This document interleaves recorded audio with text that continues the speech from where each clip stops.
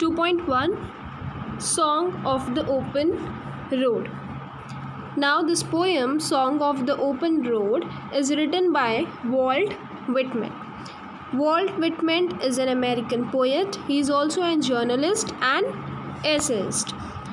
Now Walt Whitman is called as the father of free verse. Now what is the meaning of free verse? Free verse का मतलब जिस poem में rhyming schemes नहीं होता है उस पोएम को बोलते हैं फ्री वर्स पोएम. तो वॉल्ट विटमैन की जो पोएम होती थी वो ज़्यादा करके फ्री वर्स होती थी, मतलब कि जिसमें राइमिंग स्कीम नहीं होता है.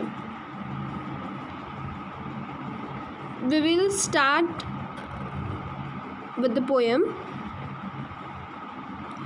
Song of the open road. Afoot and light-hearted, I take to the open road, healthy, free, the world before me.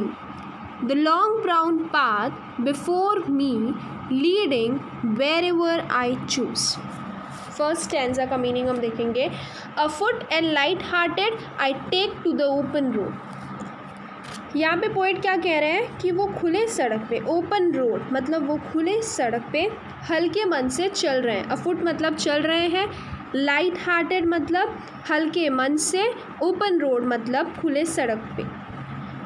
अब यहाँ पे ओपन रोड है इसलिए ये मत समझना कि वो सड़क पे चल रहे हैं जहाँ पे गाड़ियाँ वगैरह चलती है, ऐसा सड़क पे नहीं चल रहा है वो. ओपन रोड मतलब उनकी लाइफ, ओपन रोड मतलब पोएट के लाइफ को बताया गया है कि ओपन रोड वो अपने लाइफ में चल रहे हैं, वो अपने लाइफ में ट्रैवल कर रहे हैं. उनकी लाइफ की ट्रैवल हिस्ट्री यहाँ पे बताई हुई है. Afoot and light hearted I take to the open road. यहाँ पर पोएट क्या कर रहे हैं कि वो खुले सड़क में हल्के मन से चल रहे हैं. Healthy free the world before me. अब पहली बात तो इस पोएम में जो भी हम पढ़ेंगे वो पोएट अपने लाइफ के बारे में कहते हैं. ओके, लाइफ के बारे में बता रहे हैं अपने. So afoot and light hearted I take to the open road मतलब यहाँ पे पोएट कह रहे हैं कि वह खुले सड़क पे हल्के मन से चल रहे हैं. Second line, healthy free the world before me. यहाँ कहा गया है कि पोएट का जो लाइफ है वो हेल्दी है और फ्री है.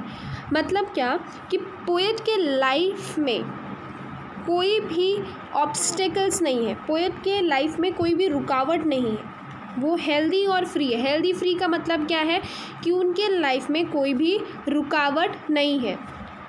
एक बार वापस देखेंगे फर्स्ट दो लाइन का मीनिंग कि पोएट हल्के मन से खुले सड़क पर चल रहे हैं और उनके लाइफ में कोई भी ऑब्स्टेकल्स नहीं है, उनके लाइफ में कोई भी रुकावट नहीं है, कोई भी परेशानी नहीं है.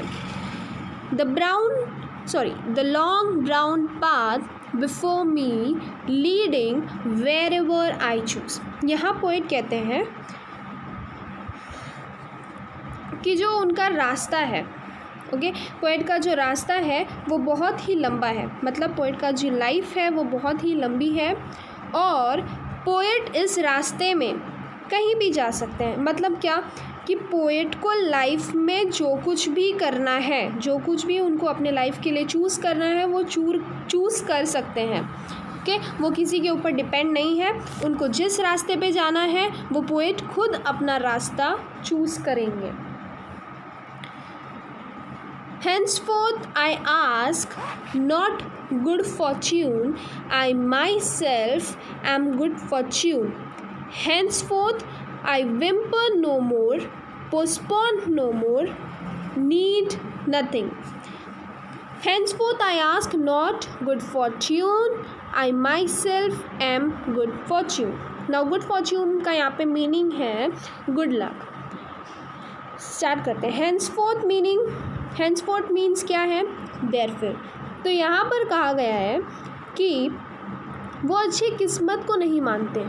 मीन्स पोएट ये प्रे नहीं करते कि उनका कोई गुड लक हो जाए, क्योंकि पोएट का मानना है कि वो खुद ही एक गुड लक है.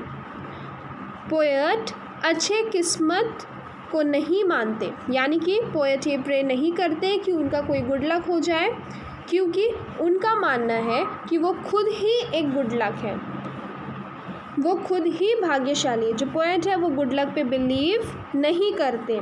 क्यों नहीं बिलीव करते? क्योंकि उनका मानना है कि वो खुद ही एक गुड लक है, वो खुद ही भाग्यशाली है। Henceforth I whimper no more, postpone no more, need nothing। इसलिए पोएट विम्पर नहीं करते। अब विम्पर का मतलब क्या है? Fear, pain, unhappy. उनको फेलियर से डर नहीं, मतलब फेल होने से डर नहीं है, उनके अंदर कोई डर नहीं है, और ना ही वो अपने लाइफ से नाखुश है, उनको कोई टेंशन्स नहीं है। पोस्टपोन नो मोर। पोस्टपोन मतलब वो किसी भी चीज़ को, वो किसी भी काम को पोस्टपोन नहीं करते कि नहीं आज मैं ये नहीं करूँगा, I will do it tomorrow, मैं इस काम को कल करूँगा। ऐसा नहीं है। उनके अंदर जो काम मुझे करना है वो मुझे आज ही करना है, कल के लिए मुझे उसको पोस्टपोन नहीं करना है। ये पोएट का तरीका था। Need nothing. पोएट को अपने लाइफ से कुछ नहीं चाहिए। अब उनको अपने लाइफ से कुछ नहीं चाहिए, वो जो कुछ उनके पास है वो उसमें ही खुश है। तो इस स्टैंजा में क्या देखा हमने कि पोएट गुड लक में विश्वास नहीं करते हैं। उनका मानना है कि वो खुद ही एक गुड लक है, वो खुद ही भाग्यशाली है। Henceforth I whimper no more। Poet को डर नहीं है फेलियर से, फेल होने से पोएट को कोई डर नहीं है, और ना ही पोएट अनहैप्पी है, और वो भी किसी भी चीज़ को पोस्टपोन्ड नहीं करते कि नहीं आज नहीं कल करना है।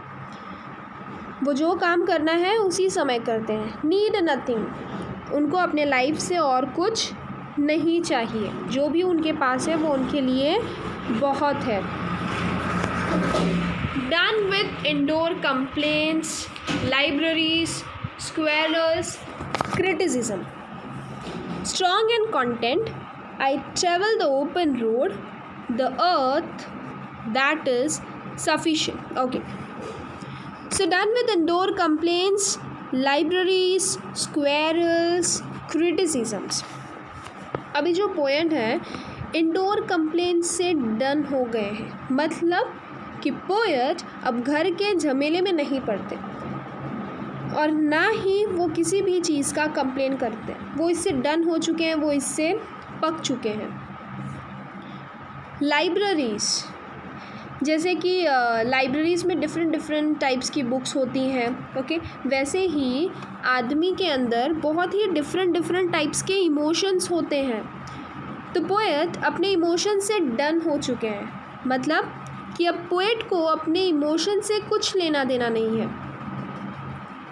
अब वो उनके अंदर अब कोई इमोशंस नहीं बची हुई है।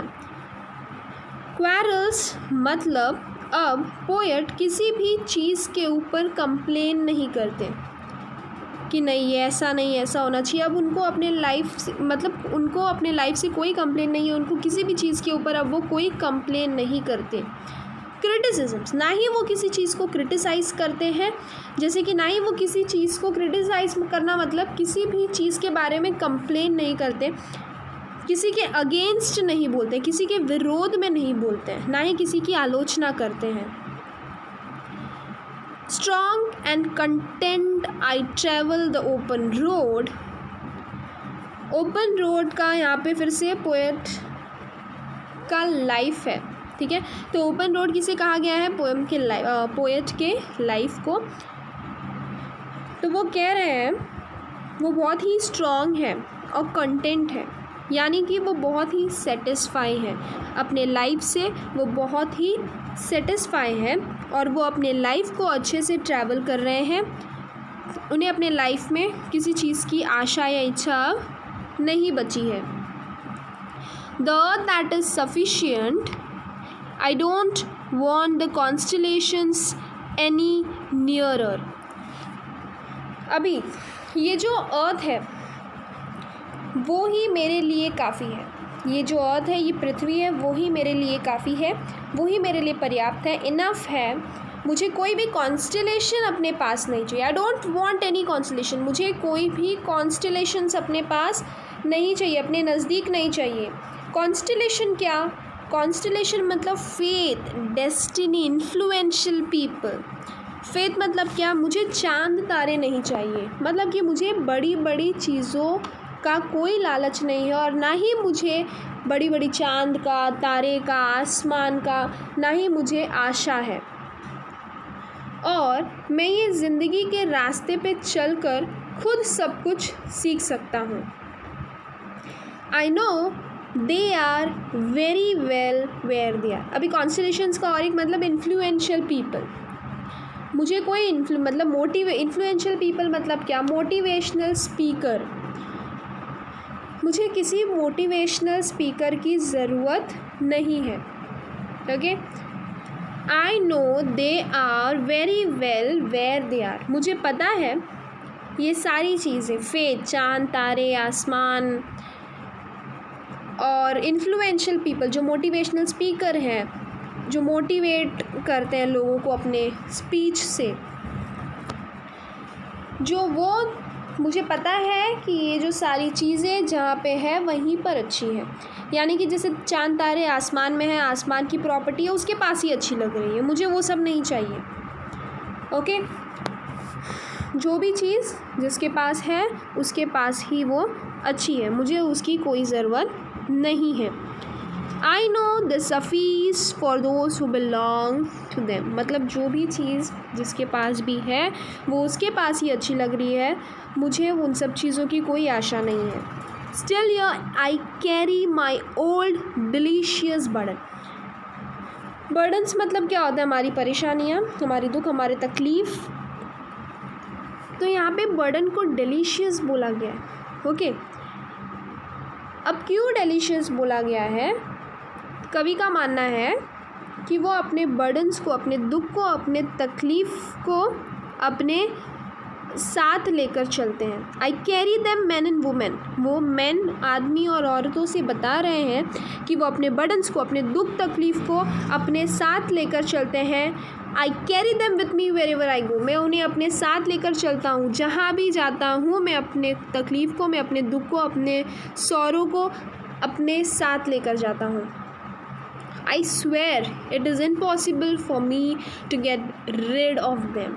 और मैं कसम खा के कहता हूँ कि मैं इनको नहीं छोड़ सकता हूँ। ये दुख और जो ये तकलीफ़ है, मैं इनको नहीं ये मुझे नहीं छोड़ेंगे।